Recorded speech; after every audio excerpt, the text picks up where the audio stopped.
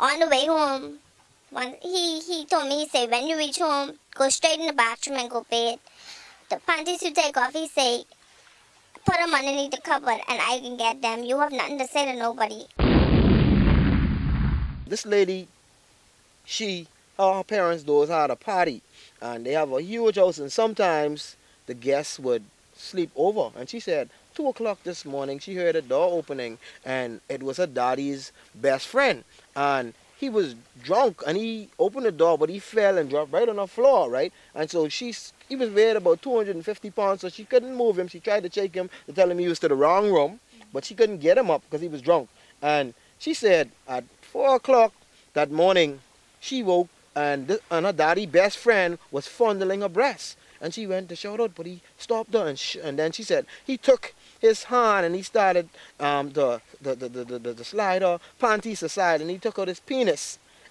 His nasty penis, this nasty grown hog, took out his penis and began rubbing it on her vagina. And she responded because she said she became wet, she was stimulated, and he had sex with her. You know, but afterwards, something inside her told her that this was wrong and she was hurting. She wants to know, because her body reacted, was it really sexual molestation? Was she really raped? Yes, you were raped. This nasty dog took advantage of you, even though your body may have reacted to it. Your confused mind didn't know how to respond. So I'm saying this to some of you out there who may, because he may have forced you the first time when he come, and yes, it may be pleasurable to the body, but it's evil and corrupt to the mind. You know, and this is something that we have to deal with. Did you ever encounter something similar to that? No, because I wasn't even interested in sex until the age of 16 when the actual act took place. That's when I went and ventured into it. I was not interested in it at that point. So at 16, when he would have... he took my virginity at 16, yeah. 16 years old. Wow. This is really... I don't even know if I could continue this show. I'm just sitting here and just thinking, a lady phoned me after my show aired. She phoned me crying in tears. She tells me at the age of 6 years old, she was molested by a 20-year-old brother. And she constantly has these flashes of this white stuff all over her stomach. You know, and she said she could not function in school. She tried to go to school, she tried to learn, she could not function. She had to leave school, you know, and her mind is just in a turmoil. And her brother today is about 60-something years old.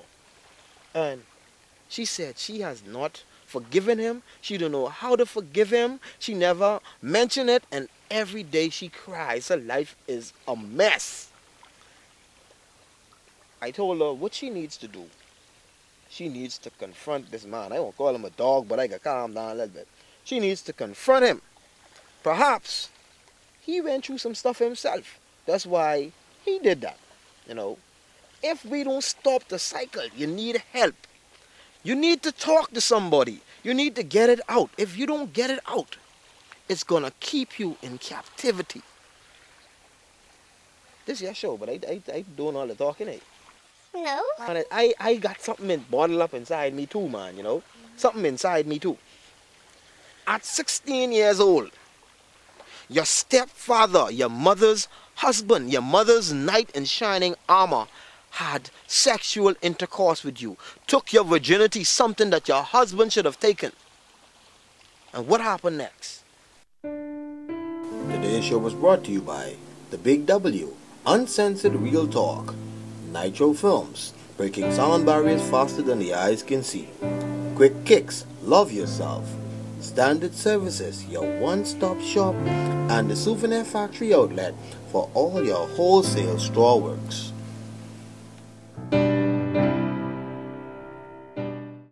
Mother's knight in shining armor had sexual intercourse with you, took your virginity, something that your husband should have taken.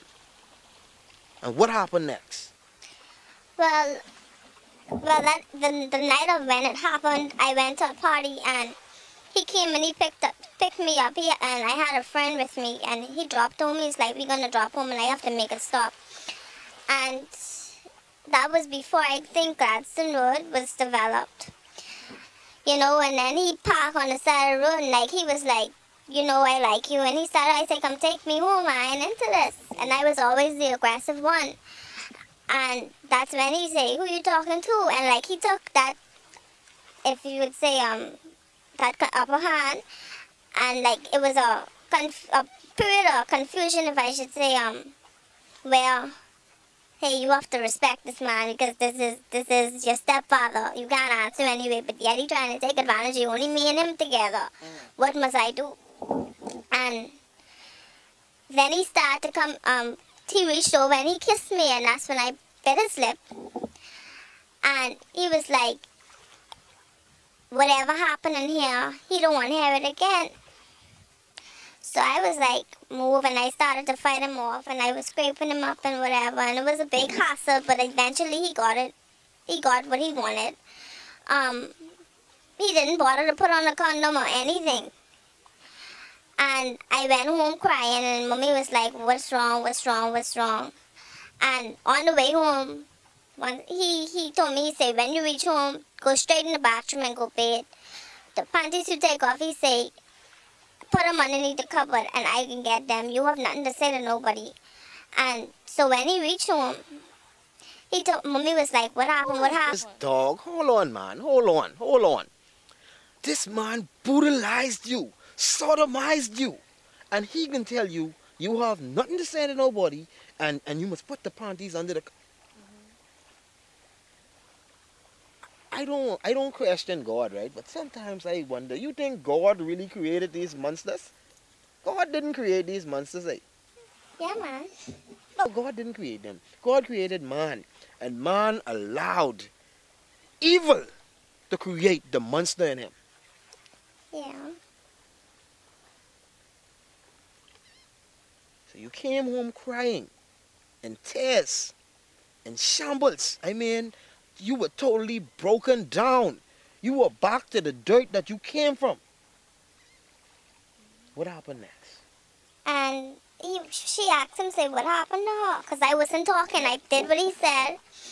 And I wasn't talking. And he said, when he picked me up from the party, he meet me crying and say, somebody pulled me to the party. He don't know what's wrong with me. And anyway, I ended up talking to her, and I told her, she asked him for his underpants, and he refused to give it to her. But anyway, a month went by. I was still traumatized. I didn't speak with anybody then.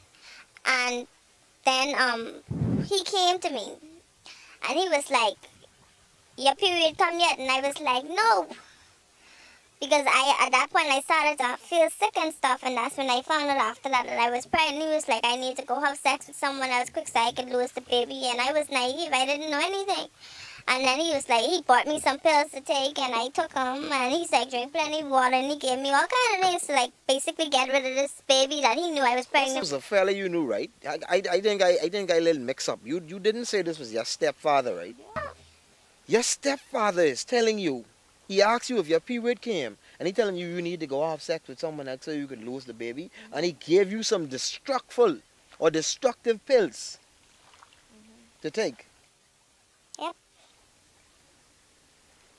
You were pregnant. I followed everything he said, and on the way to school, I was doing my PJC time, PGCSE, and he was like,